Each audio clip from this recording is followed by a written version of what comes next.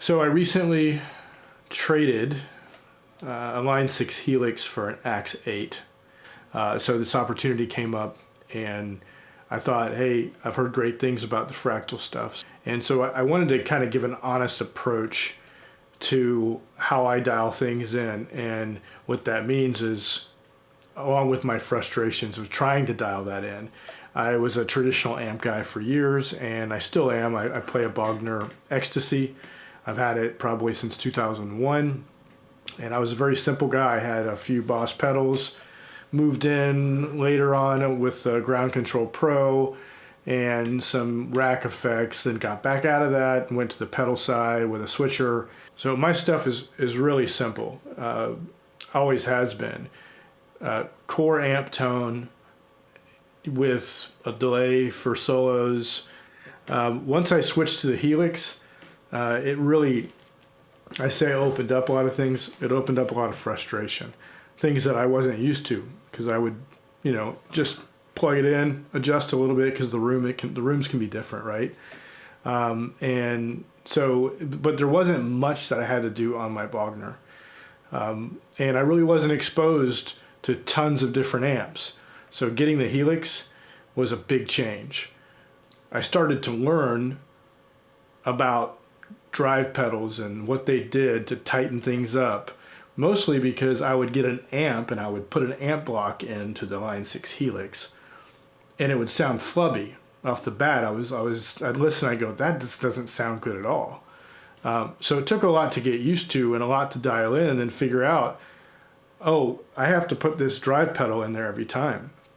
And turns out, it kind of embarrassing, but that's what people did. And I guess for me, I didn't think I really needed that when I was playing my amp for so long.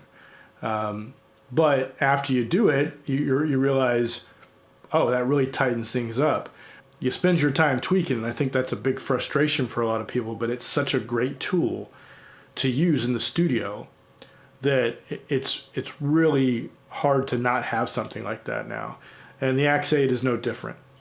What I want to do with this video is I want to go through and just dial in a preset, basically from the ground up, based on, in this example, I always loved the song The Pot by Tool.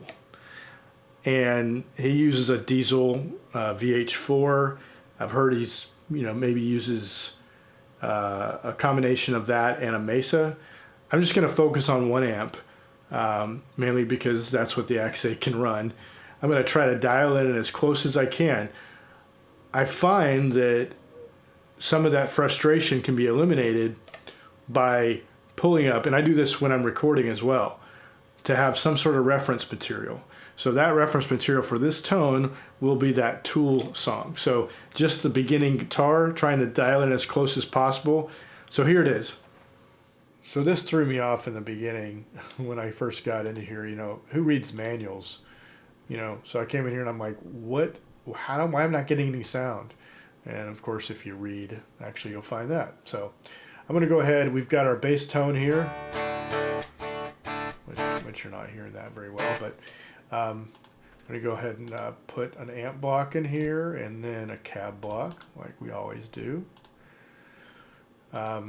Change our amp. Let's go ahead and select this last Silver 4 one. I'm not a diesel guy. I know nothing about these amps, so you guys who own the real thing can probably tell me the quirks and how to dial them in better than I can do it. But every amp's got its own little personality.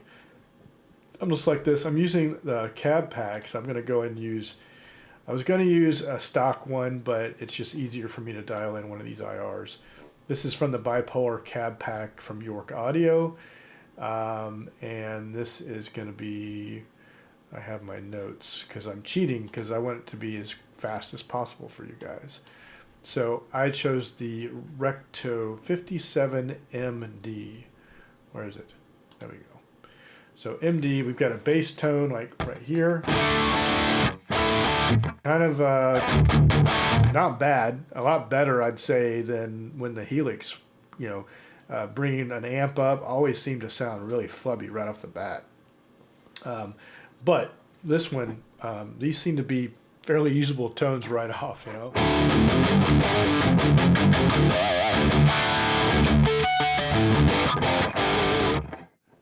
Not too bad.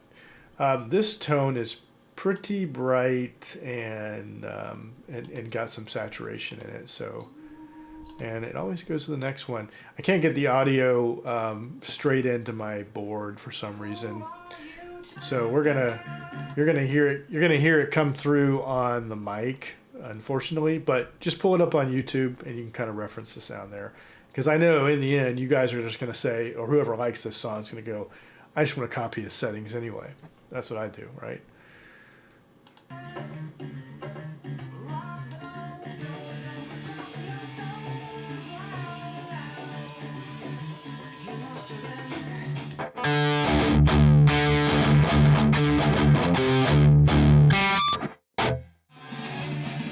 So I already hit the wrong notes, but I'm going to pull my notes up here and I'm just going to show you guys what I'm doing, maybe talk a little bit through it, what I learned while I was trying to dial this in. So let's go to our amp. First, let's take our cab block. I'm going to cut this. This is pretty standard, about 80 hertz on the low cut. You can go to the high cut, but this one here, like I said, it's kind of bright, so I leave it here. It'll be close. It's not going to be perfect, but it'll be close to what you hear. And of course, that's all subjective. Everybody's ears. Some of you guys could say, that sounds like crap. Doesn't even come close, but we're doing it. All right, so let's go to my input. It's got a fair amount of grit. I'm going to take that to 6.5. I learned this trick from Leon Todd, and I guess he learned it from, was it Periphery or something like that, this helps to feel a little bit better. I'm going to leave all these other settings as is. I mean, you can go in here and set your dynamics to give a little more bass response when you chugga a little bit. So we're going to leave that there. Take the bass down here. Let's try 2.5. Let's set these initially and then see how close we are. Mid, not a lot of mids on this. So fairly, I wouldn't say not scooped, but it's got some scoop. But still needs a little bit more treble. So let's take that to 6.3.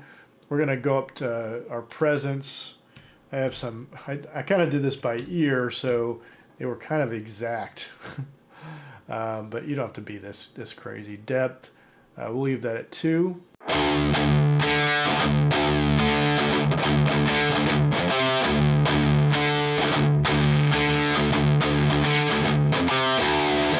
So, kind of, it's weird how these things sound. And I think a lot of you guys have realized that you'll get a tone, and when you go play it by itself, it doesn't work. And you go play it with a band, and it totally works because of all the other frequencies that are going on in the mix. I'm not saying this is exact. Maybe, no, I was going to say a little more bass, but...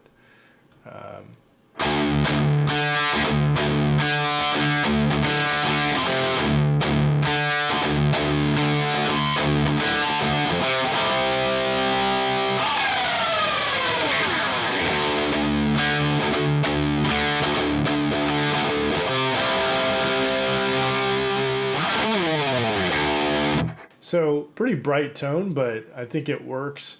You can tweak it a little bit more.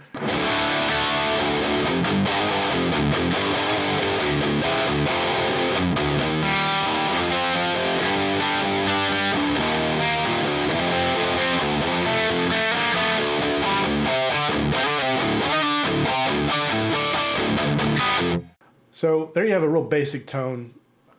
So you can add this delay block as well. Kind of go up to a really fast delay.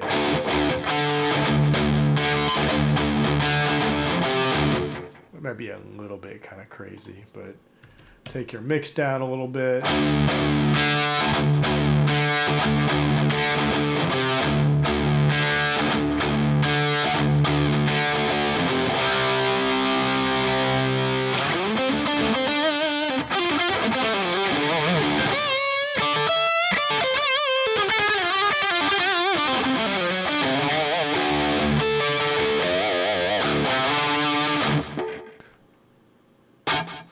just to kind of give it some, depth. So there's my little short first AX8 video on dialing something that I enjoy playing. Actually, I don't even know the whole song. I just know that little first riff, which is pretty cool. Hope you've got something out of it. Copy the settings, mess around with it, and see what you come up with. So I hope you got something out of that video. I didn't do much, but it does show you that it's very easy to get a usable tone out of the AX8 just with a simple amp and cab block. A little bit of high cut off the cab, and low cut off the cab, and some basic EQ settings. Everything else you can kind of tweak for the feel. You can slap a drive pedal on there if you want, but I found that it really didn't need it personally. So I hope you enjoyed it. If you got something out of it and you want to see more, definitely subscribe to the channel. Thanks.